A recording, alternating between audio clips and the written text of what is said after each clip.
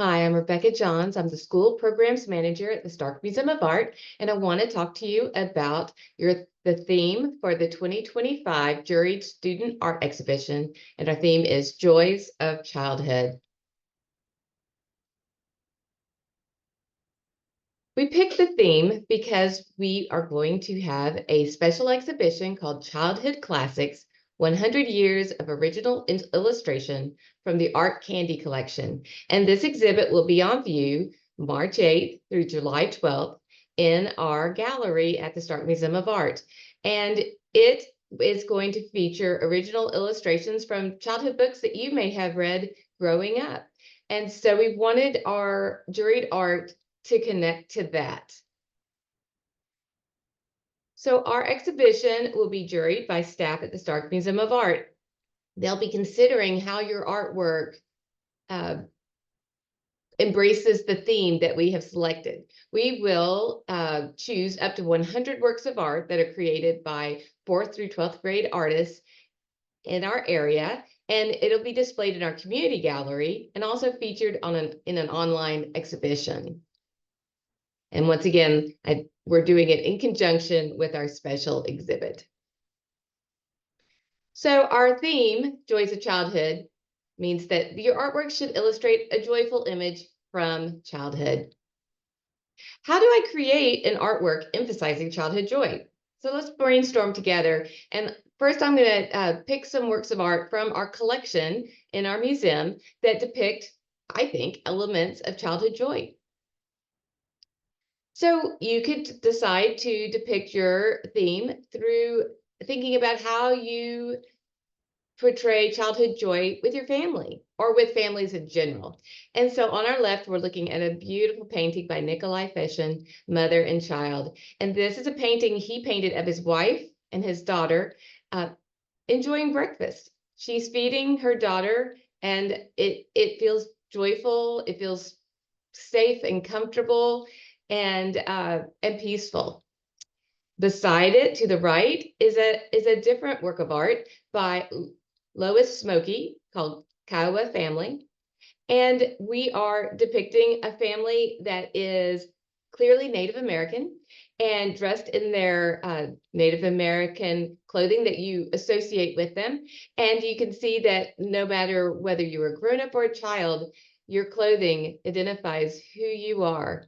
And if you look really closely, maybe at first glance, you see two people. But if you look a little bit closer, do you see the third? Does anyone remember having a younger sibling that was always the shy one, peeking out behind a parent? Or maybe you were the shy one?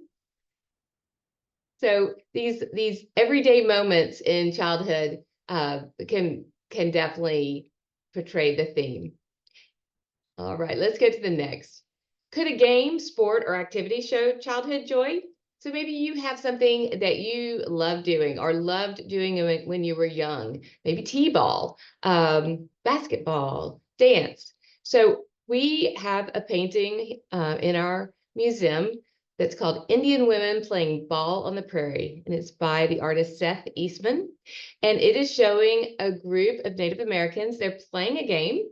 And in the foreground, up at the bottom of the painting, you can see lots of people sitting around and watching. If you look really closely, you can see a baby in a cradle board, which is sort of like a Native American car seat. It's a way to keep the baby safe and contained and travel with it. But it's sitting on the ground around a group of people who are visiting with each other and also watching the players play the game. So something you love to do definitely could fulfill your theme. Could you take a special photograph that depicts that childhood joy? So remember, you can paint, you can draw, you can use photography. And so we have a photogravure by Edward Curtis, and he is showing the Nunavak children. It's a photograph of Native Americans in the northwestern areas of the United States, and they are gathered up, many different expressions on their face, but it's a group of children all gathered together. It looks kind of cold there. So it could be as simple as a really great photograph that you take. I will say that if you decide to take a photograph, it's really, your photographs shine the best if you make sure to print them out on really good paper. So a great photograph printed out on copy paper just really doesn't have the impact, just a little extra. All right, where do you find childhood joy in nature? I think this is a great angle to go at. I think we all remember the delight of discovering a rainbow in the sky as a child and even as an adult. And I certainly remember taking car trips and playing games with my family about trying to find something that the cloud looked like. And so on our left is a painting by Dawson Watson called Landscape with Rainbow. And we can see a hill country Texas scene with cactus and flowers and a rainbow up in the sky. And over on the right, Cloud Drift and Prairie, a painting by Maynard Dixon, shows endless sky. The painting's almost all sky with clouds, but down at the bottom, it's a peaceful scene of a group of horses just enjoying the afternoon, maybe eating grass. This painting to me just tells joy of freedom. So I think both of these, if they had been entered into our contest, would definitely meet the theme. So let's also consider and look through our treasure trove of past entries and see if we can find some works of art that we feel like would have worked for this theme. So on our left, we have a painting by Madison McConnell. It's called The Simple Things in Life. And it's sort of a funky, lighthearted, really great drawing of a child playing with an orange slice, covering up her teeth, making a silly face, and the background is very stylized with orange slices. It's just a fun, joyful painting. It's a drawing. It's a great depiction of the silliness and joy that children bring to life. And so I think this one could have been entered this year, even though it was entered in a different year under a completely different theme. And then to the right is a drawing called Fish Out of Water by Jenna Litchfield. And again, maybe you have a special pet. You could draw a dog or a cat or a fish. But she is choosing to depict this fish in a very unexpected bowl of Fruit Loops. And so it kind of makes me think about the imagination of a child, the creativity of a child, the way they see the world in a different viewpoint than we do when we're older.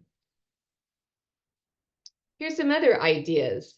Again, we were talking about pets and that you could use your pets as an idea, or maybe even as a favorite cartoon or stuffed animal. So on the left, he reminds me of Kermit the Frog.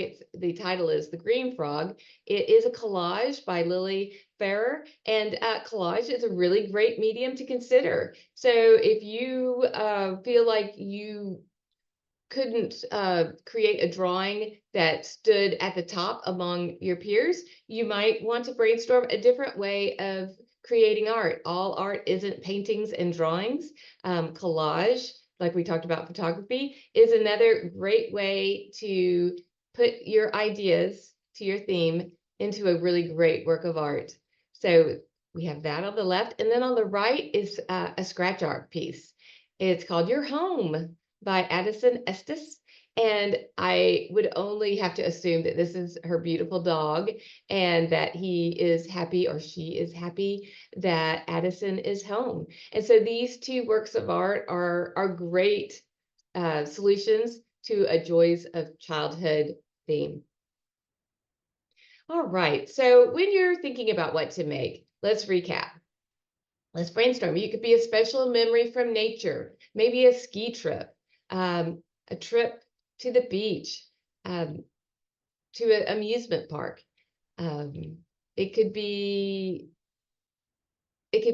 anything in nature. It could be that I love seeing rain puddles and splashing in them, and it could just be rain boots splashing in the water.